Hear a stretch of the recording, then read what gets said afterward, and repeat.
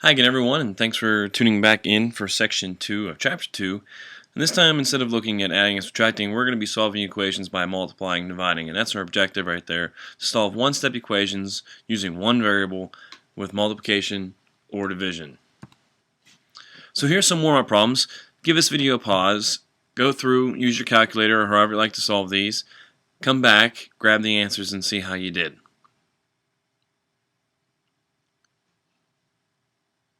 Okay, so looking at the answers for each one of these, we'll just go through these real quick. Number 1 is negative 19.6. Number 2, is 0.96 divided by 6 is 0.16. Number 3 is pretty easy. Probably did this one in your head. Negative 9 times negative 9. Negative times a negative is a positive. So it's positive 9 times 9 is 81. Now multiplying fractions, just real quick, when you multiply fractions, just go top to top, bottom to bottom. 5 times 6, that's 30. 6 times 5 is 30, and if we reduce this, 30 over 30 is 1. We can do the same thing for number 5 here. 8 times 5 is 40. 15 times 4 is 60. Do this little trick here where I cross out the zeros and reduce. And get 2 over 3. And finally, for number 6, your answer is 1.8. So, let's move on with the lesson. And solving an equation that contains multiplication or division is similar to solving equations that contain adding and subtracting. We're using inverse operations to undo the operations in the variable. So just like we had with the last section, our inverse operations, our first operation is multiplication. To reverse that, to get rid of multiplication, we're going to have to do division. And for division, you do the opposite, you do multiplication. So let's start looking at some problems. And it's set up this way because we're going to start looking at division first to get rid of division. The first thing you want to do anytime you see a question like this, especially with a division on the bottom, as we'll see in most cases, we want to get rid of the division first. We want to get rid of this fraction. And the only way to do that is with its inverse operation, which is multiplication. So I'm going to do this two ways, just like I did in the last one, the standard way and then my more non-traditional method. So to get rid of this dividing by 3 right here, I have to do the opposite of dividing by 3, which in this case is going to be multiplying by 3.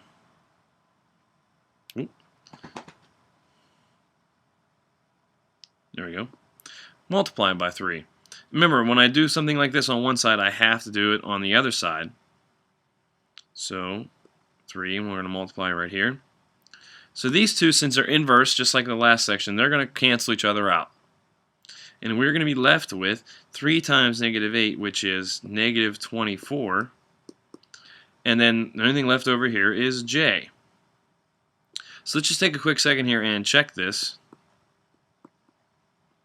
So to check this, I'm going to do negative 8 equals our variable j all over 3. So when I plug j in, negative 8 equals negative 24 divided by 3. Sure enough, our answer is going to be the same on both sides. Negative 8 equals negative 8. So that's good. Now my more non-traditional method here goes something like this. This is going to be a divide by 3. Just like in the last one we had a minus 2 or a plus 8, this is divide by 3. So when I take this number across the warp zone here, okay, instead of a multiply, when I do that, it's going to become a times 3. So either way, I mean, if you understand that method, you might like that one more, you might like the traditional method more. It doesn't matter. As long as you're comfortable with whatever you're doing. So again, I'm taking this divide by 3 on the right. I'm getting j alone, which I have to do. Here's j. And since I'm switching from divide, I'm going over to the left. It's going to be a multiply by 3. So I have 3, and this is going to be a multiply, times negative 8 equals j, and j equals negative 24. So we got a bunch more examples to look at here. Let's go through and we'll check them all out. Here's this one here. Again, first thing you see here is you want to get n by itself, which is on top. So to do that, we got to get rid of the divide by 6. Remember, if you see a fraction, that's the first thing you usually want to get rid of. So we're going to get rid of this divide by 6. So two ways to do it. You can either multiply by 6 on both sides, if you like. So you're going to have n equals 2.8 times 6. I'll do this by hand here. 2.8 times 6. Let's see, 48. 6 and 6, 12, 13, 14, 15, 16. And I have one decimal place. So n is 16.8. Now I'm going to just run through that non-traditional method here. N divided by 6 equals 2.8. I'm going to take, again, I'm trying to solve for n. I'm going to take this divide by 6 and bring it over here and make it a multiply by 6. It's the inverse. It's the opposite. So this divide, once it crosses this warp zone here, divide by 6, switches to the other side, it's going to become a multiply by 6. Let me put some parentheses on that. So once again, this is gone. It's no longer here. And I'm left with n equals 2.8 times 6, which we know is 16.8. And I can always go back and check. I can do 16.8 divided by 6 equals 2.8. Run it through the calculator and you'll definitely find that you're going to have 2.8 equals 2.8, and that's check. Okay, next one. This one here, solve the equation. P divided by 5 is 10. Some of these you can probably start and think, well, I can do this in my head. Some number divided by 5 is 10. You can do that if you like. I'm just going to stick with our methods here. I'm going to multiply by 5 to get rid of my fraction. Multiply both sides by 5, so that's gone. P equals 10 times 5. That's easy. That's 50. Once again, if I wanted to do the non-traditional method, P divided by 5 equals 10.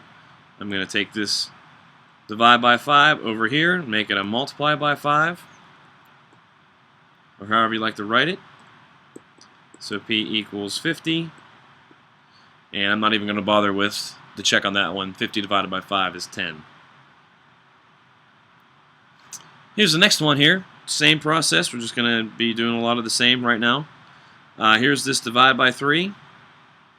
I'm going to do the non-traditional method here. I'm going to take this over and change this to a multiply by 3 and get rid of that. It's no longer there.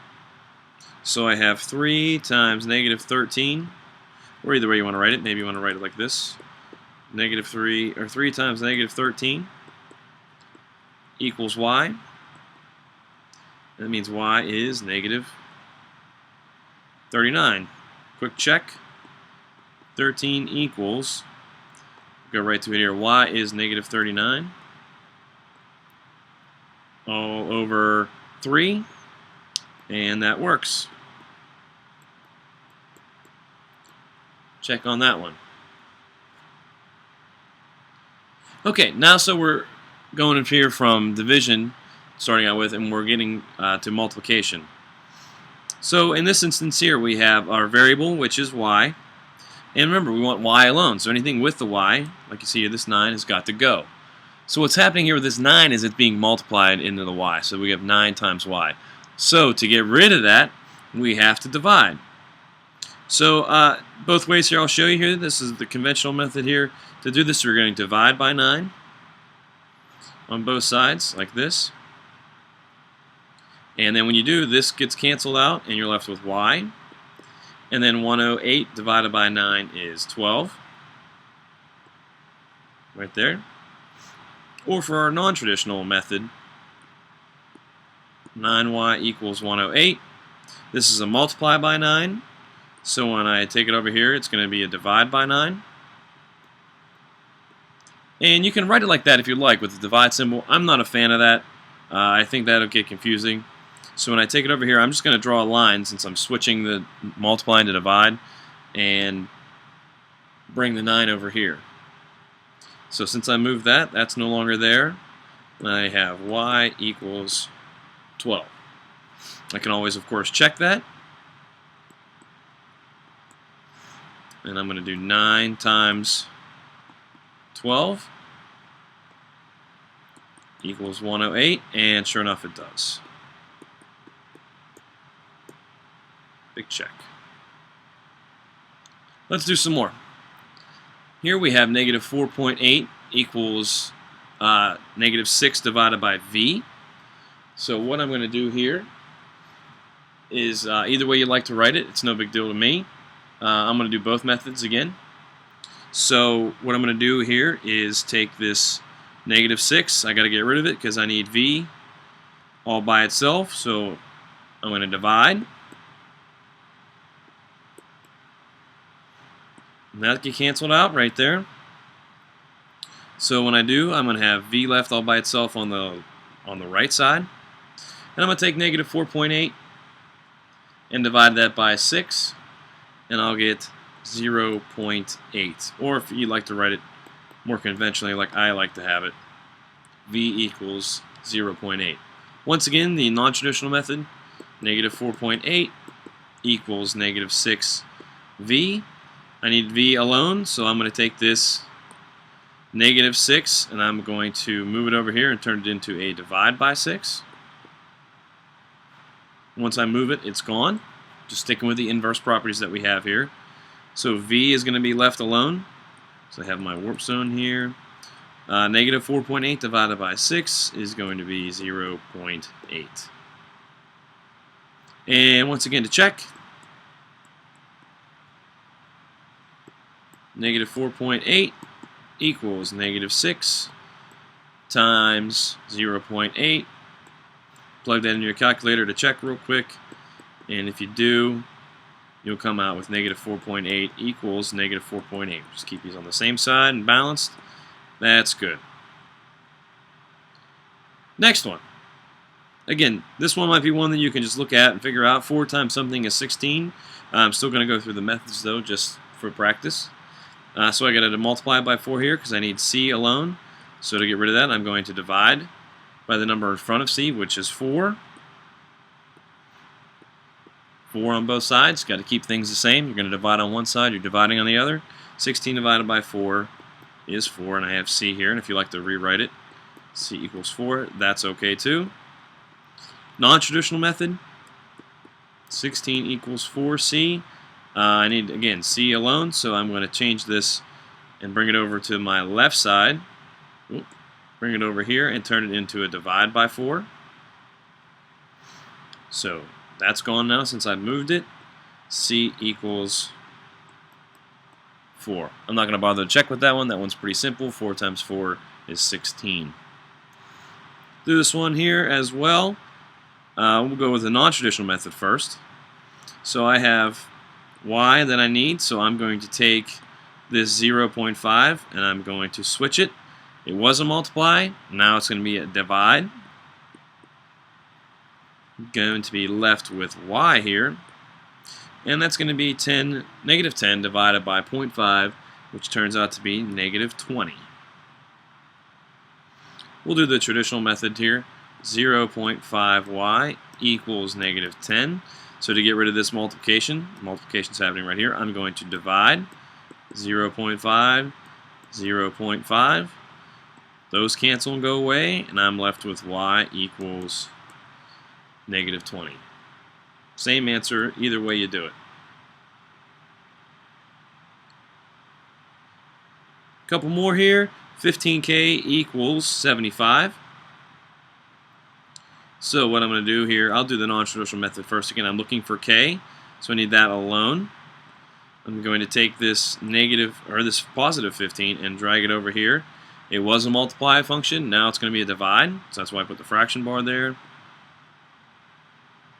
Now I have k on my left side equals 75 divided by 15, and that's 5. Traditional method, 15k equals 75. Need k alone, so I'm going to divide both sides by 15 to get rid of this 15 up front. Those are gone. K once again is 5. Same answer, either method. Doesn't matter. Next one. So here we're starting to get into having fractions with our equations.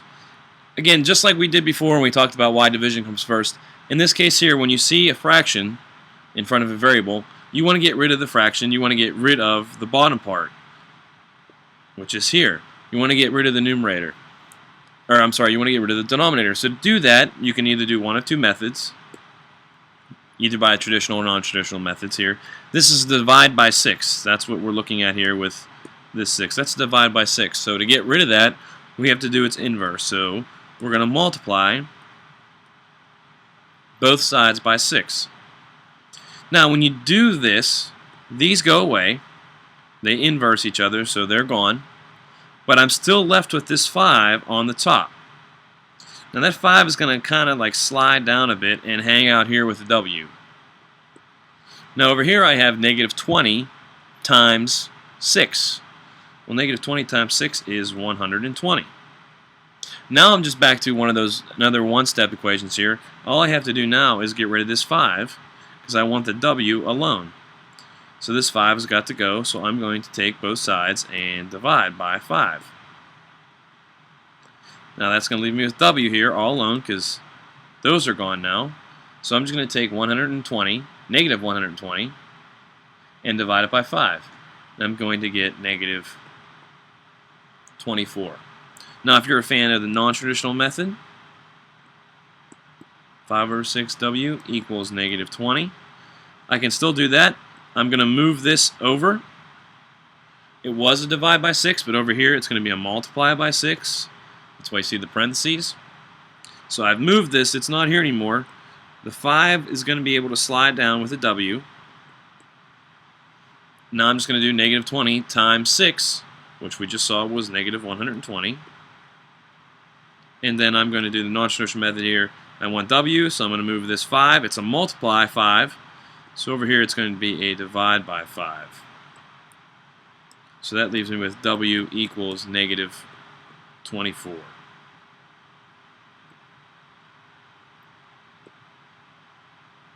Let's do a couple more of those. You're going to see a lot of these fraction ones throughout. Now here's one that's a little bit different. This is 2 fractions, but that's okay, not a big deal. So we're looking for the fraction with our variable, which is going to be over here, this 1/8. So we're got to get Z by itself.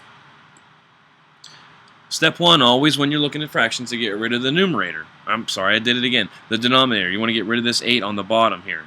That's the easiest method to do it. So 2 ways to do it. We'll do the traditional first. You can multiply both sides by 8, since this is divide by 8. You got to counteract that, so divide by 8 positive, or multiply by 8. So that's going to go over here, and I'm just going to multiply by 8. Now remember, you're not multiplying the 8 and the 3 and the 16 by 8.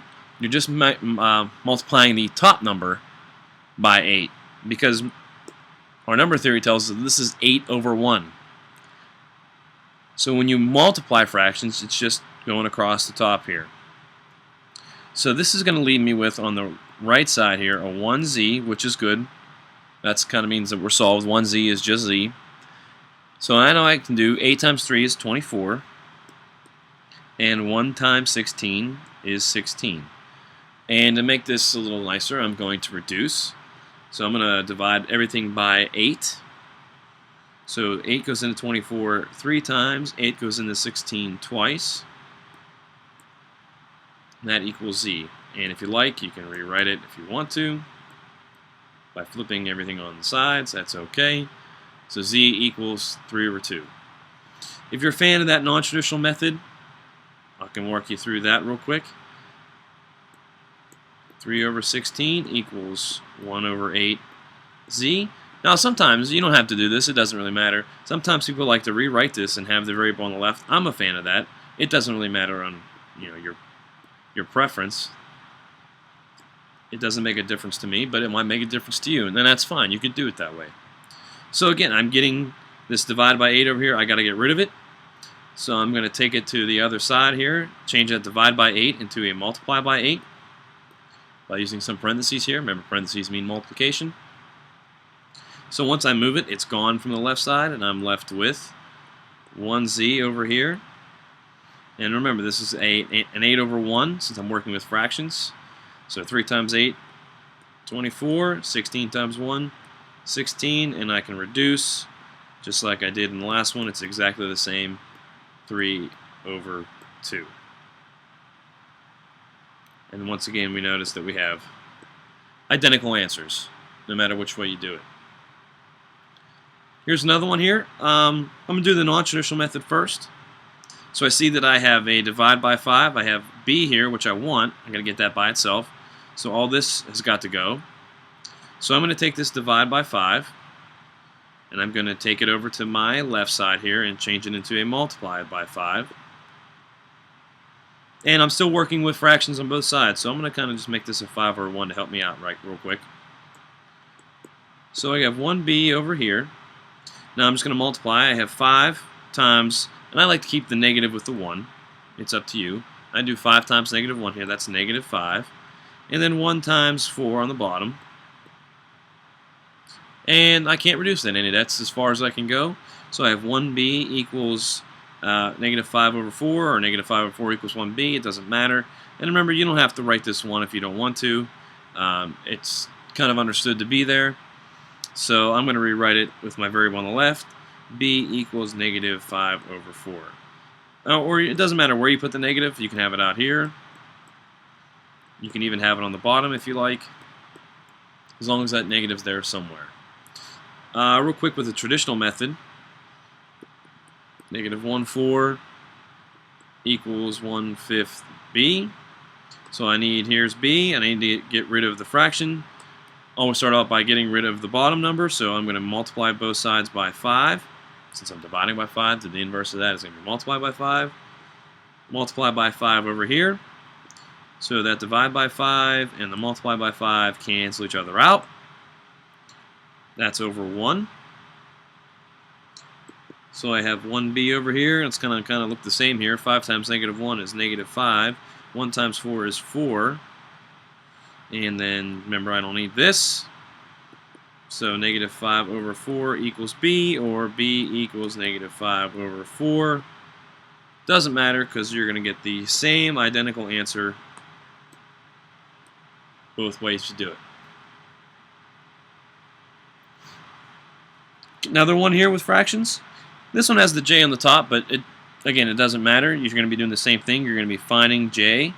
So we need that alone. So what we're going to do once again is take this side over here so that the j's on. Get rid of the fraction. Get rid of that. And how do you get rid of that? Well, you change it to a divide by 6 over here into a multiply by 6. Or you know what? You can write it like this too if you like. So that's gone. My left side remains 4j. 2 over 3 times 6. And we're going to put that over 1 just to help us here keep everything in order. So 4j equals 2 times 6 is 12. And then 3 times 1 is 3. I think you could do this if you like. I'm a fan. I think you could reduce this. 4 over 1. I think that would help. So 4j, 4 divided by 1 actually is just 4. So now I'm going to take this j and get rid of this 4, this multiply by 4, and bring it over here, change it to a divide by 4. Now I'm left with j equals 4 divided by 4, which is 1. And just one thing to point out here, if you went from here and had 4j equals 12 over 3, and you said, okay, well, I need to get rid of this 4, so I'm going to take this and this 4 here and move it over here and divide it by 4. You can type this in your calculator and it will give you the correct answer. It'll go straight to 1. Just be careful with that. You have two fractions there. You actually have a fraction divided by a number. 12 over 3 divided by 4. Just keep that in mind when you type that in. You're going to have a double fraction there. So be careful. Sometimes it helps to reduce. I think so, and any chance you get, reduce. But if you didn't see that, that's okay. If you're using your calculator, you'll be able to get 12 over 3 divided by 4, and that'll give you 1 for j.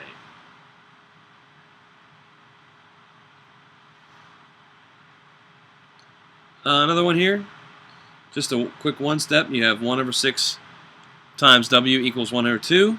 So I got to get W alone.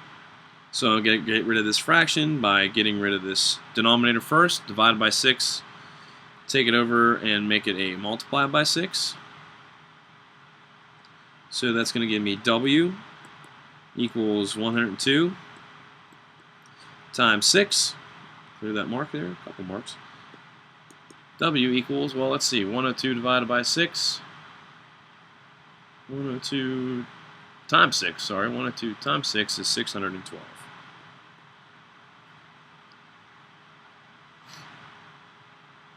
Now we're going to look at some word problems. Of course, we can't do anything else without looking at some word problems.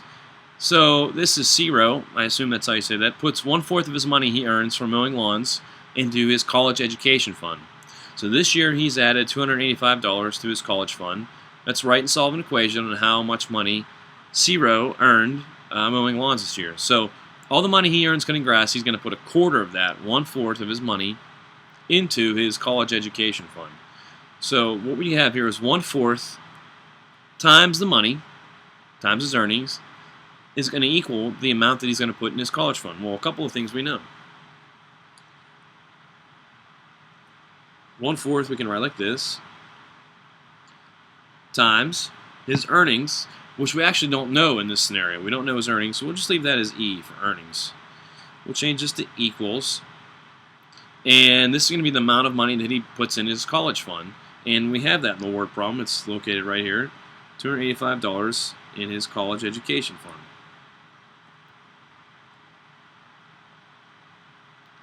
So let's make this a little simpler. 1/4 times his earnings, E, equals $285.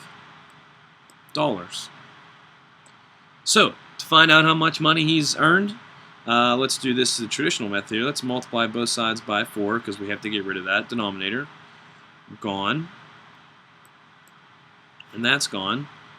So his earnings is going to be 285 times 4, which is $1,140 total that he's earned this summer cutting grass, or the year cutting grass.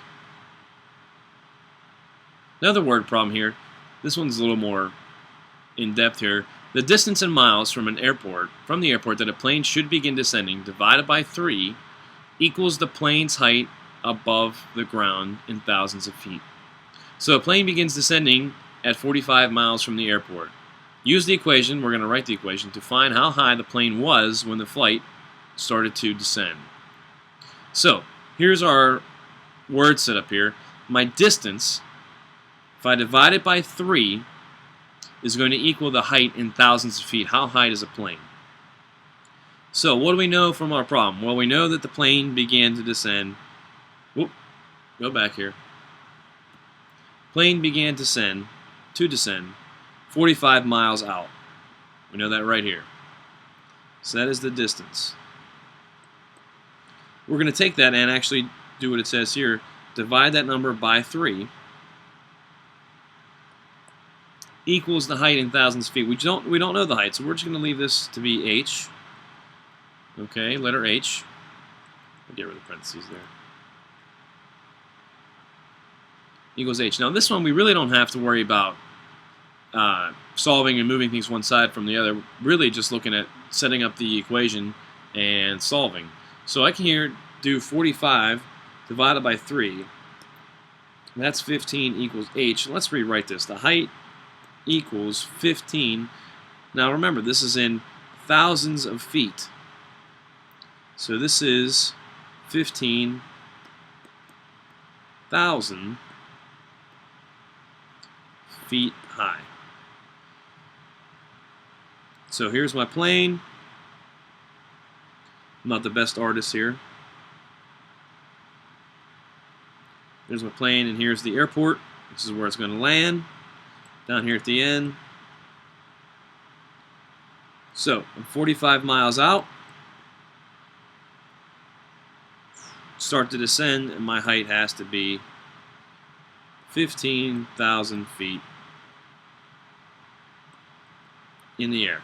Now that's not drawn to scale, but that's kind of what it looks like. It's going to look like a triangle pretty much. Your height your distance that you have to go, and then the plane's going to start descending at that spot. Okay, a couple just quick things to walk you through here. We kind of talked about these in the last section, but we're going to go just a little bit more in depth here. Again, we're looking at the properties of equality. The last one and this next two actually we've looked at already. The addition property. If you have an equation with two things that are equal on the same side and you add the same number to both sides, the same value, that equation is going to be equal. That's why when we do something to one side, we do something to the other side. Here's the subtraction, same deal. Two things are equal and you subtract the same value from each side, it's going to be the same. That's why if you subtract something from one side, you have to subtract it from the other side to keep it balanced. Obviously, what we learned today, if you have the multiplication property, if you multiply one side by a number, like this one here is 3, you have to multiply that number by the other side by 3 as well to keep it the same. And same goes for division. If you're going to divide one side by a number, say in this case 4, you have to divide the other side by 4. You have to keep things the same. And finally, here's some questions that I want you to do on your own. There are 6 of them here. Solve for the missing variable. We're going to go over these together in class. I thank you so much for watching. I'm sorry this was a little long, but practice makes perfect. Thank you again, and have a great day.